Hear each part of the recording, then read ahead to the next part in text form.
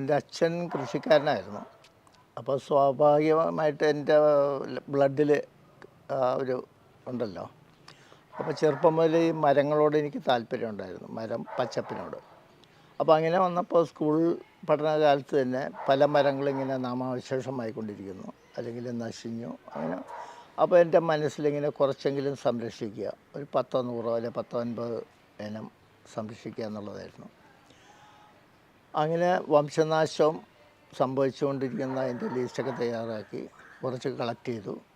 പിന്നെ നമ്മളുടെ മണ്ണിൽ വളരാത്ത എല്ലാ മരങ്ങളും എല്ലാ മണ്ണിലും വളരില്ല.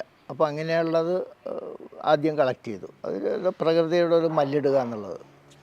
അപ്പോൾ അങ്ങനെ കളക്ട് ചെയ്ത് പിന്നെ 10 50 അപ്പോൾ വെറുതെ അതിൻ്റെ പേര് കേട്ട് ഇങ്ങനെ കളക്ട് ചെയ്യണം, ബാക്കി അതിനെപ്പറ്റി എനിക്കൊന്നും അറിയില്ല. ഒരേ മരങ്ങൾ ഇപ്പം അകിൽ അത്ര അറിയുള്ളൂ, അതെന്താ ഉപയോഗം അല്ലെങ്കിൽ അതിൻ്റെ വേറെ യൂസ് അല്ലെങ്കിൽ ഫാമിലിയോ അല്ലെങ്കിൽ സയൻറ്റിഫിക് നെയിമൊന്നും ഞാൻ അത് അന്വേഷിച്ച് പോയിട്ടില്ല. അത് കളക്ട് ചെയ്യുക. അങ്ങനെ ഒരു 10 100 ആയപ്പോൾ പിന്നെ അതിനെപ്പറ്റി കൂടുതൽ അറിയണമെന്നായി.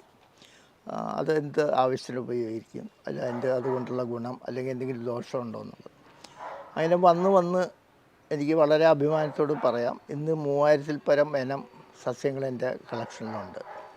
അതിൽ വംശനാശം സംഭവിച്ചുകൊണ്ടിരിക്കുന്നതും സംഭവിച്ചതൊക്കെയുണ്ട് പലതും. ഇപ്പോൾ ചെന്തുരിണി നമുക്കറിയാം. ചെന്തുരിണി എന്ന് പറഞ്ഞാൽ കുളത്തിപ്പുഴയിൽ, ലോകത്ത് വെച്ച് കുളത്തിപ്പുഴയിൽ മാത്രമേ ഉള്ളൂ ഒറിജിനൽ ചെന്തുരിണി. അതിൻ്റെ ഇടയ്ക്ക് ഞാൻ പറയാം, ഒരു മരം അല്ലെങ്കിൽ ഒരു സസ്യം എടുത്തു കഴിഞ്ഞാൽ അത് ഒറിജിനലുണ്ട്, അതിൻ്റെ അപരന്മുണ്ട്. അതുപോലെ ഇതുപോലെ എന്ന് പറഞ്ഞ പോലെ നമുക്ക് വേണ്ടത് ഒറിജിനലാണ്. പലപ്പോഴും അത് കണ്ടെത്താൻ വളരെ പ്രയാസകരമാണ്. എൻ്റെ ഇത്രയുള്ള ജീവിതത്തിൻ്റെ ഇടയ്ക്ക് എനിക്ക് AC ലാബ് ഒന്നുമില്ല. പഴയ രീതികളാണ് ഞാൻ ഇന്നും തുടരുന്നത്. അതിങ്ങനെ ചവച്ച് നോക്കുക, അല്ലെങ്കിൽ അതിൻ്റെ വേരോട്ടം, അതിൻ്റെ ഞരമ്പ്. അപ്പോൾ പലപ്പോഴും എൻ്റെ വൈഫ് തന്നെ ഒച്ചയെടുത്തുണ്ട് ആദ്യകാലങ്ങളിൽ. ഇപ്പോൾ അവൾ മിണ്ടാറില്ല. അയ്യോ അത് വിഷമാണെങ്കിലോ പോയ്സൺ ആണെങ്കിലോ ആണ്. സംഭവം ശരിയാണ്, നമ്മൾ ഉള്ളിൽ കഴിച്ചാൽ മരിക്കുക, വളരെ പോയ്സണുള്ള മരങ്ങളുണ്ട്. പക്ഷേ ഒരു ഉള്ളിൽ 6th സെൻസ് എന്ന് പറയാം, അതൊക്കെ സത്യമാണത്. നമുക്കൊരു ഉൾവിള്ളി പോലെ എനിക്ക് അനുഭവപ്പെടാറുണ്ട്. അത് വേണ്ട, ചവയ്ക്കേണ്ട എന്നുള്ളൊരു തോന്നൽ. നമ്മൾ കേൾക്കുന്നവർക്ക് ചിലപ്പോൾ ഇത് തമാശ, ഞാനും ആദ്യകാലങ്ങളിൽ അങ്ങനെ ധരിച്ചിരുന്നു. പക്ഷേ ഇത് സത്യമാണ്. ഇതിൽ കുറേ വിശ്വാസങ്ങളും സയൻസും എല്ലാം അടങ്ങിയതാണ്. നമ്മുടെ ജീവിതത്തിൽ സസ്യം എടുത്തു കഴിഞ്ഞാൽ അതിൽ ഒരുപാട് ഭേദം ഇതുണ്ട്, നമ്മളറിയാത്ത ഒത്തിരി സംഭവങ്ങളുണ്ട്. അപ്പോൾ ഇങ്ങനെ കളക്ട് ചെയ്ത് പലതും കളക്ട് ചെയ്ത് ഏകദേശം പിന്നെ എനിക്ക് അതിനെപ്പറ്റി അറിയണമെന്നായി.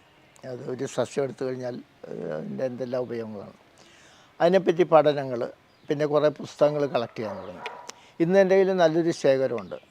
താളിയോല തന്നെ ഒത്തിരി എനിക്ക് കിട്ടിയിട്ടുണ്ട്. അതൊരു ഭാഗ്യവാനാണ് ഞാൻ. കാരണം അത് വിളിച്ച് തന്നിട്ടുള്ളതാണ്, ഞാൻ പൈസ കൊടുത്ത് മേടിച്ചതല്ല. പലരും ഇങ്ങനെ പഴയ ആൾക്കാർ പല നമ്പൂരി ഇല്ലങ്ങളിൽ നിന്നൊക്കെ, എൻ്റെ മക്കളൊക്കെ വിദേശത്താണ്, ഇത് നശിഞ്ഞു പോകും, താങ്കളെപ്പറ്റിയൊരു ഇത് ഞാൻ കണ്ടു, അപ്പോൾ അത് സുരക്ഷിതമായിട്ടുള്ള അങ്ങനെ ഒത്തിരി ഗ്രന്ഥങ്ങൾ എനിക്ക് കിട്ടി ഭാഗ്യമുണ്ടായി.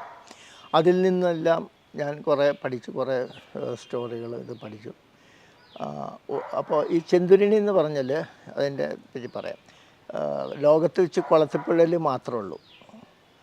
അത് ശരിക്കും പറഞ്ഞാൽ അതിൻ്റെ ഉപയോഗം നമ്മളെന്താ പറയുക, അതിൻ്റെ ഉണക്കക്കമ്പ് പോലും നിലത്ത് മുട്ടിച്ചു കഴിഞ്ഞാൽ അതിൽ നിന്നൊരു എനർജി നമുക്ക് കിട്ടും. അത് സത്യമുള്ള കാര്യമാണ്.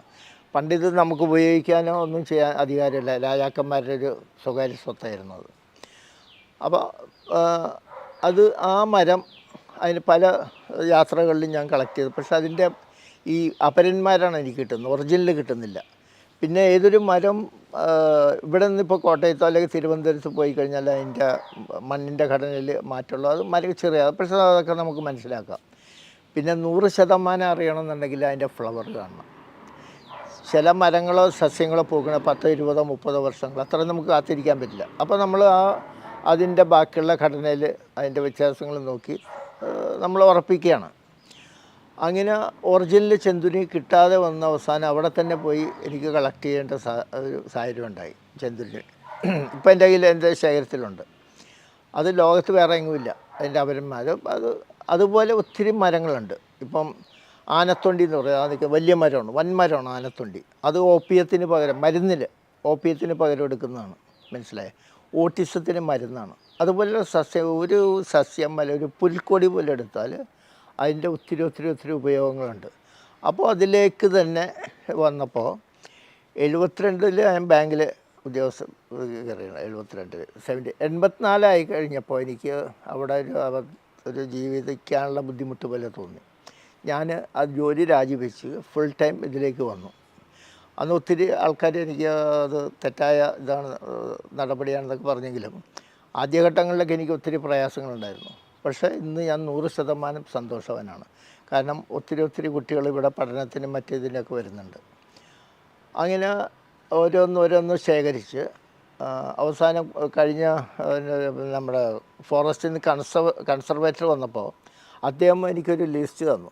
അതിൽ ഏകദേശം 250 സസ്യങ്ങളുടെ മരം ഉൾപ്പെടെ വനത്തിൽ പോലും ഇല്ലാതായിക്കൊണ്ടിരിക്കുന്നതാണെന്ന് പറഞ്ഞ് അങ്ങനെ ഒരു എന്താ പറയുക അതിലേക്ക് എൻ്റെ ജീവിതം അല്ലെങ്കിൽ ഞാനെന്ന് പറഞ്ഞാൽ സസ്യങ്ങൾ എന്നുള്ള ഒരു ഇതിലേക്ക് വന്നു.